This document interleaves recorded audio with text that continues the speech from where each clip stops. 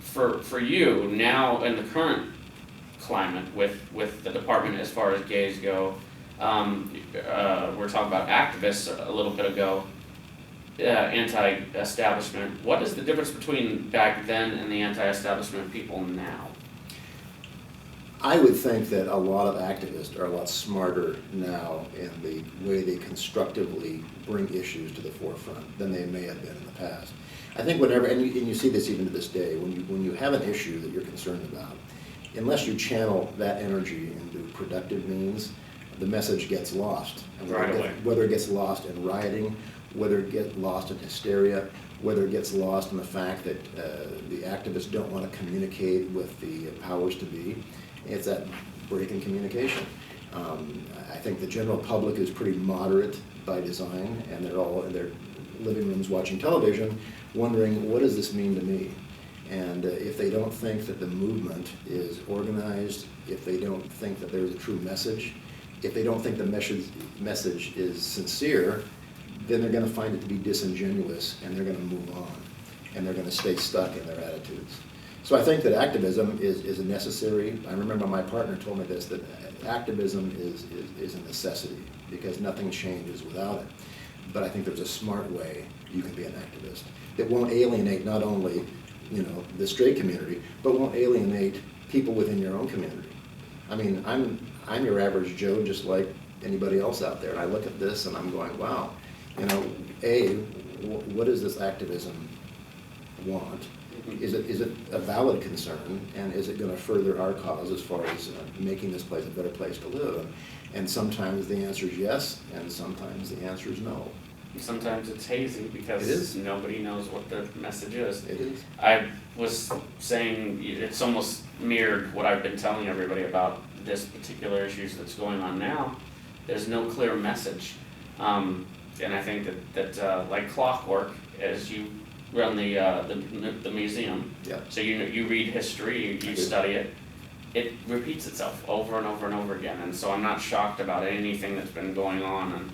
And when you're dealing with stuff like this, when you're out there and you see these images of people, right up in the cop's face and yelling, how tough is that as a gay man, as someone that has faced discrimination, but is white? How tough is it to be in that sort of position for you? Well, I mean, from a personal standpoint, I look at causes, and I look at these social causes, and that, just last year we were given the same rights as everybody else has had out there, and we're still striving to get the same rights as everybody else does, and that will take a few more years. I'm optimistic that it will change. I've been optimistic ever since I've been younger because it has to change. When I see activism going on, whether it's in the black community or the gay community, if it's disingenuous, it holds all of us back. Because what it does is it causes pushback, and it seems self-serving, and it seems like the agendas are clouded by other agendas which don't benefit anybody. And they're usually from left field. It can be from left field, it can be a little bit from right field, but I think if you continue to live, it's never a good idea to forget the past. But any group of people who continue to live in the past, whether it's gay or other minorities, you're never going to be able to progress, ever. And that's what I feel sorry for about the situation that's going on now in 2014, and that a lot of messages have been lost. I think the media has controlled the message, as it always does, and that may have been disingenuous too, to a point, in that when you really look at what's caused this flashback, it's the police are dealing with a difficult situation, and there are people out in the community that don't obey the laws.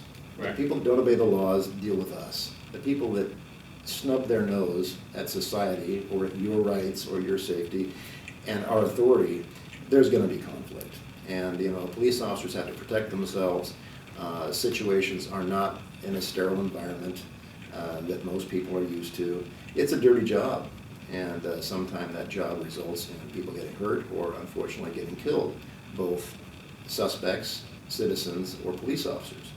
And I think it's unfortunate, and I think that a lot of this hype could be avoided if people just focused on the ball as far as what the real issue is and didn't let emotions get out of control to the point that it results in what you've seen recently on the news. Sure, and I think this particular one, they need to call out the people who are not a part of their movement. And that hasn't, it started to at City Hall here, but it hasn't happened in the way that whenever Soci organized anything, I specifically sent things out saying, anarchists, these are the people that are not invited. And if you show up, we'll point you out to the police. Sure. And we worked with the department, and it worked great because there had been some threats at one time during marriage equality towards us because we were apparently not gay enough or something strange for this weird agenda that they had. But it was interesting working with the police department because for so many years I had heard from my mentors, that the cops, we needed security from you. I'll never forget that. My first rally that I put together here, they said, we got to get security. I said, well, why? All the police are there. And they said, we need security as a buffer between them. And, I just got out of the military, so I sat there for a minute and thought, what in the world? What's going on? And, but people were very uncomfortable until we got that security. And there was some points where it seemed a little aggressive on the police side. But nothing too crazy, and I think it was because of the way that we reacted to things.